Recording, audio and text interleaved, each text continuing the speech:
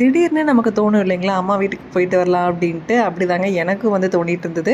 சரி ஒரு 2 டேஸ் வந்து அம்மா வீட்டில் போயிட்டு ரெஸ்ட் எடுத்துகிட்டு வரலாம் அப்படின்ட்டு இருந்துச்சுங்க. சனா சாராக்கு எப்பவுமே சாட்டர்டே சண்டே லீவ் தான்.